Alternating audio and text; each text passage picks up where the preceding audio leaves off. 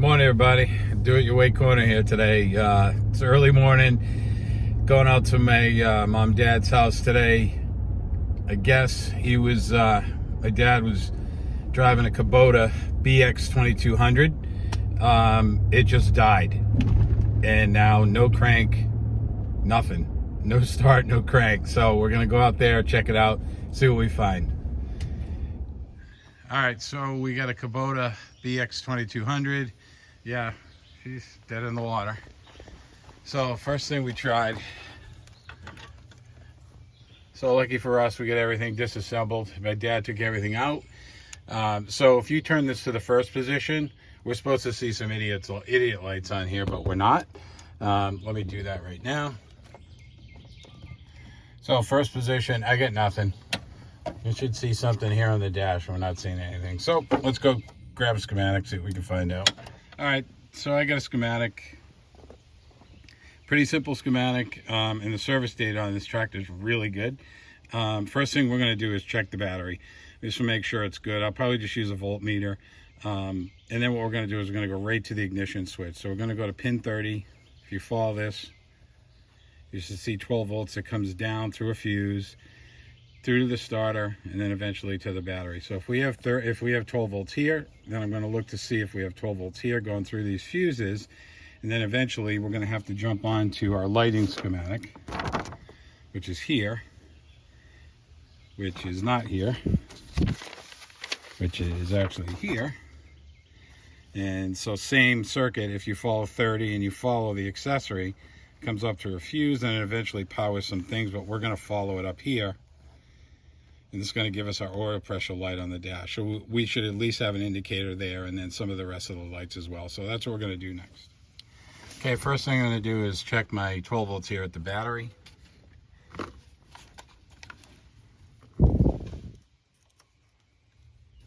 And you can see we got 12. Next thing I'm going to do to be quick about this is I'm going to go to pin 30 on my ignition switch right here.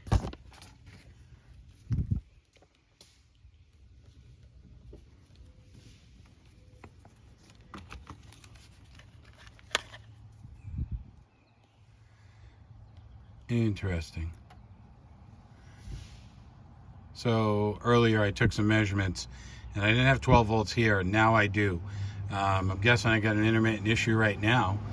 So next thing I want to do is I'm going to turn the key into the accessory of the run position and see if we get some idiot lights up on the screen. Give me a second. All right, so I'm going to jump on the other side, flip the ignition switch.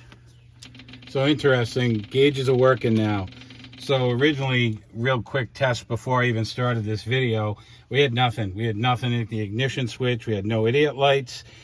I took some measurements, which I'm going to show you where I took those measurements next, which brought us to this loom of wires. And when I started to expose some wires, all of a sudden things started working. So I'm guessing something's going on down there. We haven't figured out where it is yet. I'm going to take you along for that. Okay, so just in case you didn't have the 12 volts here at this pin 30 on the ignition switch, which I didn't initially, you want to come back here. So we already checked the battery. We knew that was good. The next place I was going was right on the starter motor. So if you look right here, again, this is where we are in the tractor, next to the generator. You're going to probe this 12 volt pin right here. And trust me, I got a couple hands, but let me see if I can get the meter in view for you. Yeah, give me a second. Okay, so here's that connection again. We're just going to measure it. We got 12 volts. So you can see the 12 there. From there, there's some accessories that were wired in onto this tractor. And so we've got a fuse that's right here. I already checked that fuse. It's good. I checked the connections going back to the fuse panel, and that's where I was losing some voltage. And then we have another fusible link here, right here, and I know 12 volts is good here. Measured it through this fuse, it's good here. Disconnected the fuse, went through here in series, and then this goes back into the loom. back here, which is where I think I'm going to find my problem. So that's where we're going to go next. All right, so I hooked up my test light. Let's just make sure it's good, and we know it is. You can see it, can't really see it lighting in the background, but trust me, it's good.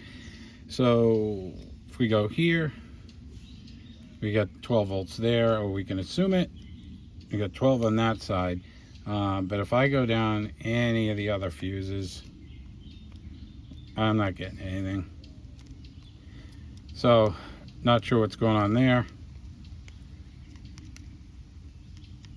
I think we got an issue with the fuse box. This fuse actually looks pretty toasted. It's bulging. So if we go to the back side, you'll see that's our fuse that we have 12 volts on right there.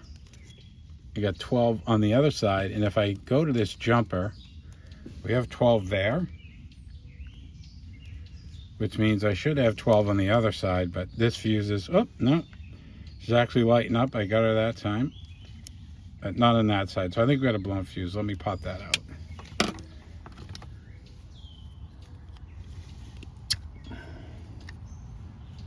Yep, pretty cooked. Pretty cooked. So let's see what happens when we throw another 15 in.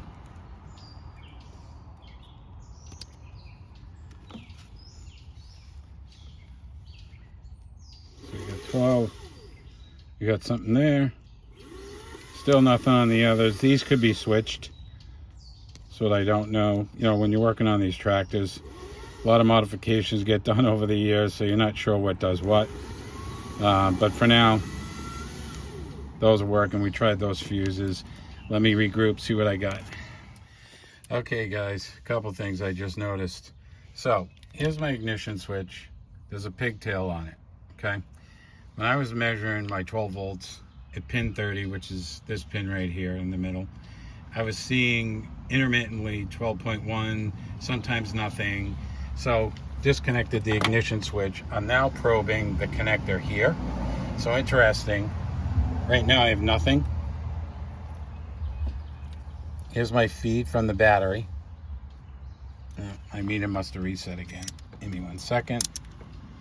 Sometimes this happens. So just probing battery terminal. I know this is tough to see, but we're right there. See if we can get this. Interesting. Still seeing 0 volts. Why? Why? Oh, would help if my lead was plugged in all the way. So back in. So probing there, probing there. 12.1. 12.1. But if I come to this connection right in there, now we're back to 12.1.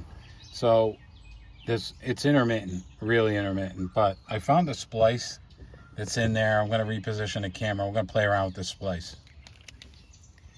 We're still at 12.1. Okay, guys. Let's see if we can zoom this in. You guys see this? There's some green crusties in there. Yeah. Really don't know if this is the issue or not. Seems pretty tight.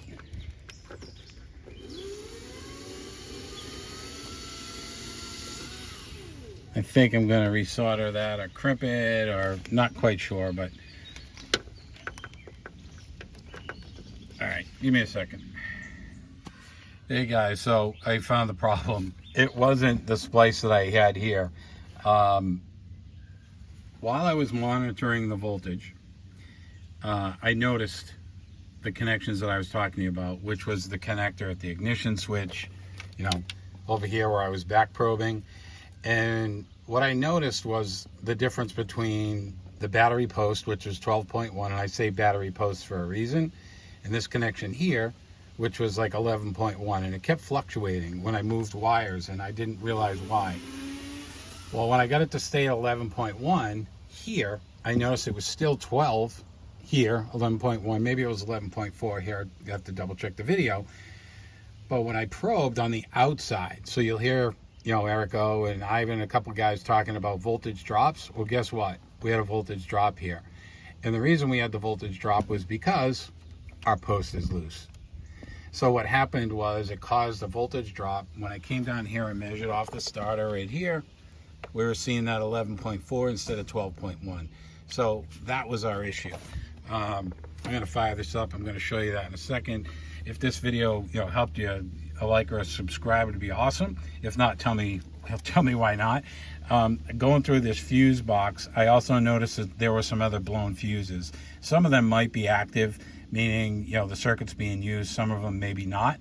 But I'm going to go through this and replace all of those, and then tighten up my battery post, and we should be good to go. But give me 1 second. Let me go over here and see if we can fire this bad boy up.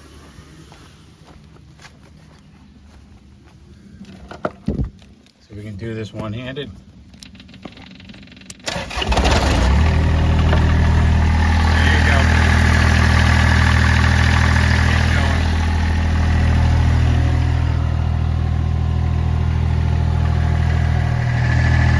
Word to the wise, don't ignore the obvious. Obvious being the battery post. Yeah, pretty crazy stuff, but no parts required. Pretty simple. We're going to tighten it down and this thing should be good to go. So for now, you guys have a great one. We'll see you another day.